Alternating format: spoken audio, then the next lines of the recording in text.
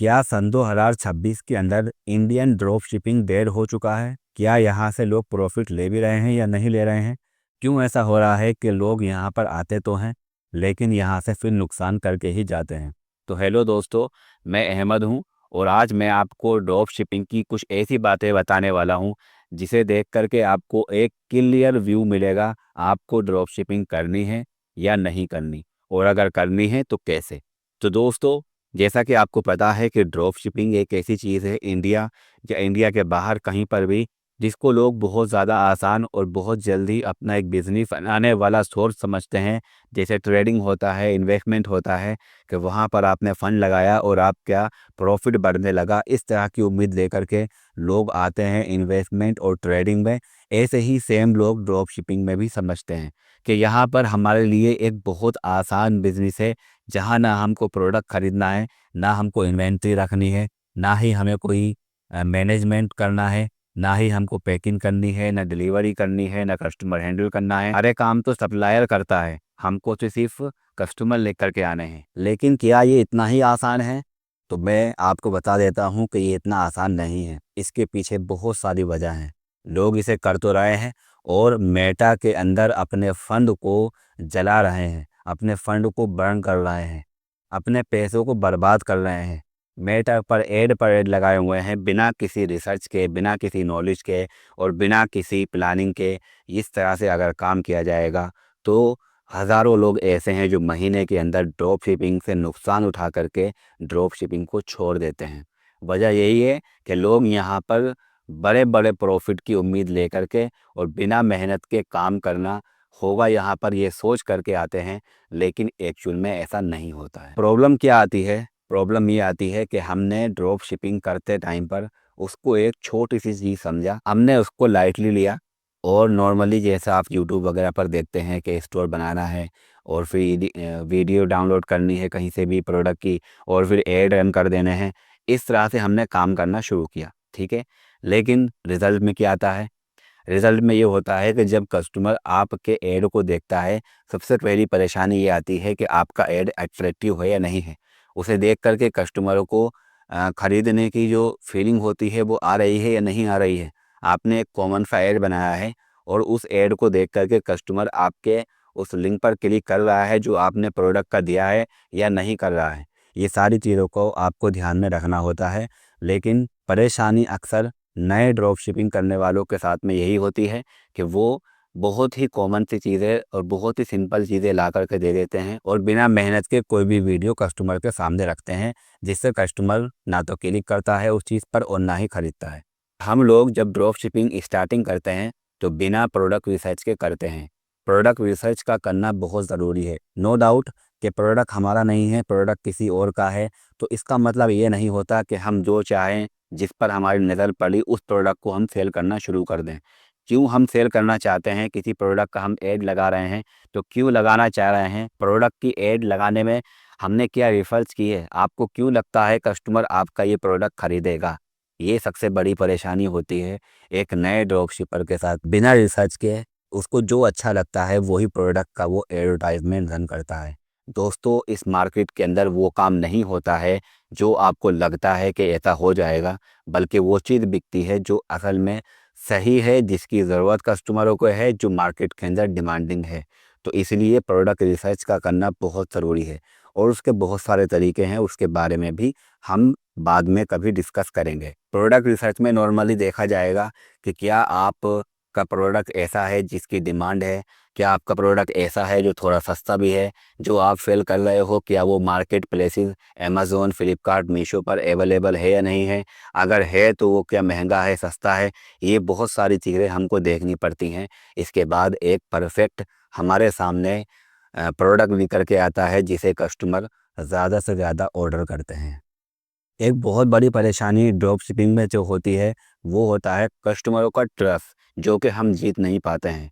कस्टमरों को यकीन आना चाहिए कि आप एक जेन्युइन बंदे हैं। आप से कोई वो सामान लेता है तो सामान लेने के बाद उसको रिटर्न किया जा सकता है, उसको रिप्लेस किया जा सकता है। अगर प्रोडक्ट ऐसा नहीं निकला जैसा आपने दिखाया है या उसको ठीक नहीं लगता तो कस्टमरों के पास चॉइस होनी चाहिए कि वो आपका सामान वापस कर सकते हैं।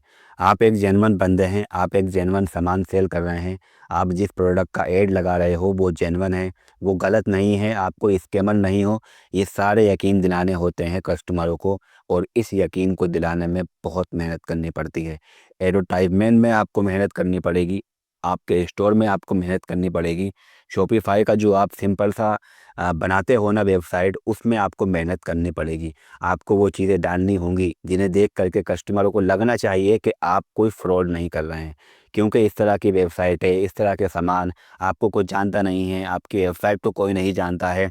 जब कस्टमर उन चीज़ों को देखेगा ना, वो तब ऑर्डर करेगा ही नहीं। ऑर्डर क्यों नहीं करेगा? उसकी वजह होती है कि कस्टमर यकीन नहीं करता है आपके ऊपर।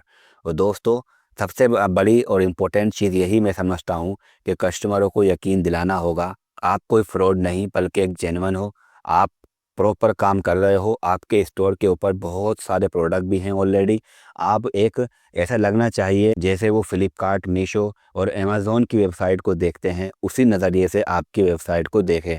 तो उसके लिए भी आपको मेहनत करनी पड़ेगी, और उसका तरीका है, जैसा मैंने आपको बताया कि सारी चीज़ें मैं एक-एक करके आपके सामने आगे की वीडियो में लाऊँगा, और उसके लिए आपको सिर्फ़ मुझे सब्सक्राइब करना होगा। और एक बहुत बड़ी परेशानी जो ड्रॉप शिपिंग में आती है वो होता है, कस्टमर जो इंडियन है हमारे, वो कैश ऑन डिलीवरी में ही हमसे डील करेंगे। हमारा प्रोडक्ट अगर वो ख़रीदेंगे तो कैश ऑन डिलीवरी में ही ख़रीदेंगे।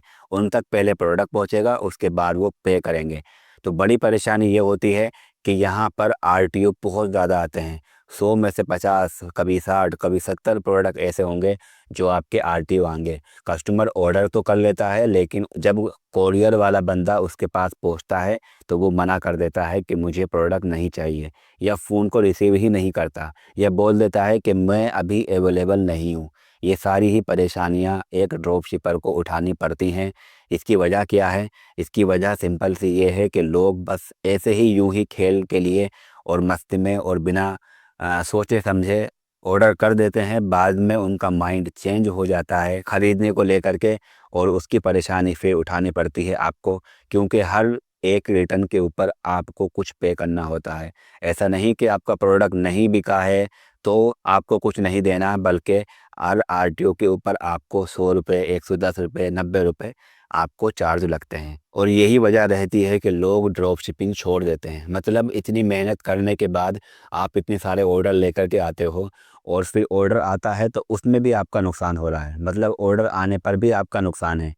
जो ज़रूरी नहीं कि आपके बहुत सारे ऑर्डर आ गए तो आप बहुत बड़े प्रॉफिटेबल में हो जाएंगे, बल्कि ऑर्डर आने के बाद भी आप ज़्यादा नुकसान में जा सकते हो। तो इसके लिए ज़रूरी हो, देखिए, आरटीओ आना, रिटर्न आना, ये हर ई कॉमर्स को झेलना पड़ता है। हर वो काम जो बिज़नेस ऑनलाइन किए जा रहे हैं, हर चीज़ प्रोडक्ट जिसको ऑनलाइन सेल किया जा रहा है, हर आदमी इस चीज़ से मुकाबला करता है। इस चीज़ से उसका सामना करना ही पड़ता है और उसको झेलना ही पड़ता है। बस आपकी स्ट्रेटेजी अगर अच्छी रही तो ये चीज़ कम हो जाएगी, और अगर स्ट्रेटेजी गलत रही तो ये चीज़ बहुत ज़्यादा होगी। मतलब कि आपका नुकसान तो होना ही है, चाहे थोड़ा-सा हो, लेकिन अगर आपका प्रॉफ़िट ज़्यादा हो रहा है और थोड़ा-सा अगर आरटीओ में आपका नुकसान हो भी जाता है, तो इससे आपको कोई फ़र्क नहीं पड़ेगा।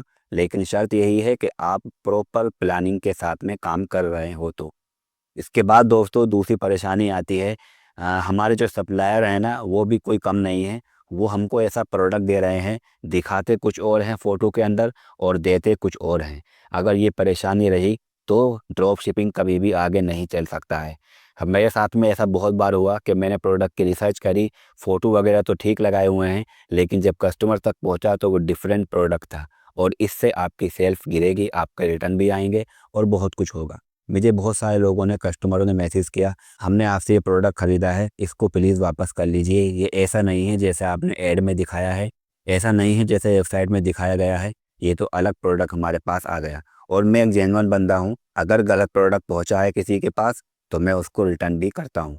तो इसीलिए मैंने आपसे कहा कि परेशानियाँ बहुत सारी हैं, और सबसे बड़ी परेशानी यही होती है कि हमारे ऊपर कस्टमर ट्रस्ट नहीं करते हैं, यकीन नहीं करते हैं, और जो लोग ऑर्डर कर लेते हैं वो वहाँ तक पहुँचने से पहले ही आरटी हो जाता है। मतलब कस्टमर लेता नहीं है और उसको पहले से पहले ही रिटर्न करना पड़ता है, जिसमें हमारा नुकसान होता है। हमारा एक नुकसान तो रिटर्न में हो रहा है, और दूसरा नुकसान हमारा हो रहा है ऐड चलाने में मेटा के ऊपर। तो देखिएगा, ड्रॉप शिपिंग कोई एक चीज़, एक स्किल का सीखने का नाम नहीं है, बल्कि आपको इसमें मेहनत ज़्यादा करनी होगी। आपको इसके अंदर मल्टीपल चीज़ों को सीखना पड़ेगा।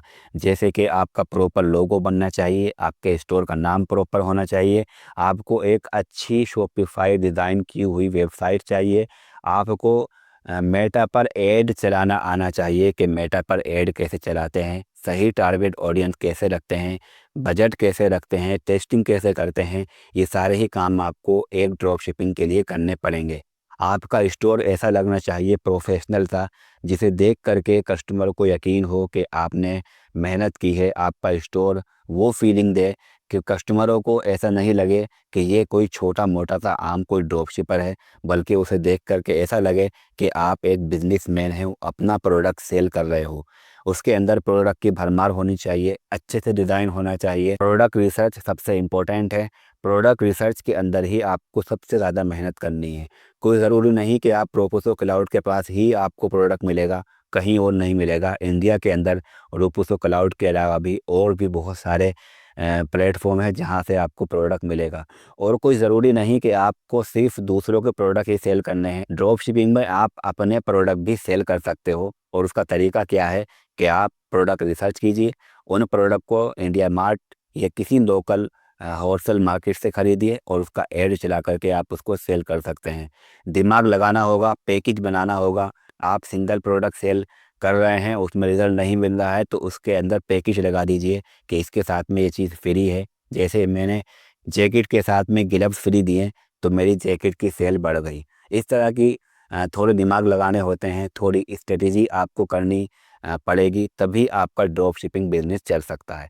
तो मैं ये कहना चाहूँगा कि ई-कॉमर्स के मुकाबले में और market places Amazon, Flipkart, Meesho के मुकाबले में ड्रॉप शिपिंग डेड है, लेकिन उसको चलाने वाले लोग चला भी रहे हैं, काम करने वाले लोग काम कर भी रहे हैं, कमाने वाले लोग ड्रॉप शिपिंग से कमा भी रहे हैं।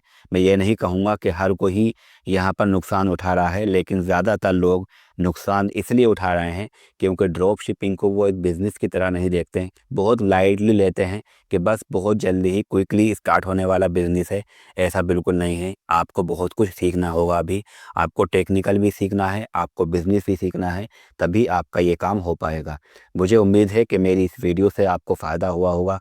कोई भी आपका क्वेश्चन है तो आप मुझसे पूछ सकते हैं, मैंने नंबर दिया हुआ है। आप मुझे व्हाट्सएप से बात भी कर सकते हैं, और आपका कोई और क्वेश्चन है तो कमेंट में पूछ सकते हैं, मैं वहाँ पर भी आपका रिप्लाई करूँगा। इसके अलावा दोस्तों, हमारी कुछ सर्विस भी हैं। अगर आपको अपना ड्रॉप शिपिंग का स्टोर बनवाना है, मेटा का स्टोर बनाना है, बहुत सारी सर्विसेज हम लोग प्रोवाइड करते हैं जो आपके ऑनलाइन काम के अंदर आपकी हेल्प करता है। आपको सिखाते भी हैं, पर्सनली सीखना है तो वो भी सिखाते हैं, आपको कोई सर्विस लेनी है तो वो भी हम लोग करते हैं, बहुत ही कम अफोर्डेबल प्राइस के अंदर। तो सब्सक्राइब कर लेना दोस्तों, भूलना नहीं है, क्योंकि आगे बहुत सारी ऐसी वीडियो में लाने वाला हूँ जिसके अंदर मैं आपको हर चीज़ करके दिखाऊंगा कि कैसे स्टोर बनाया जाए प्रोफेशनली, कैसे हम लोग सारे काम कर सकते हैं, और कैसे हम लोग मेटा वगैरह पर काम कर सकते हैं, प्रोडक्ट रिसर्च कैसे करनी है, अपना प्रोडक्ट कैसे सेल करना है, इस बारे में भी हम लोग बात करेंगे। तो आपने वीडियो को देखा, टाइम दिया, इसके लिए थैंक यू सो मच।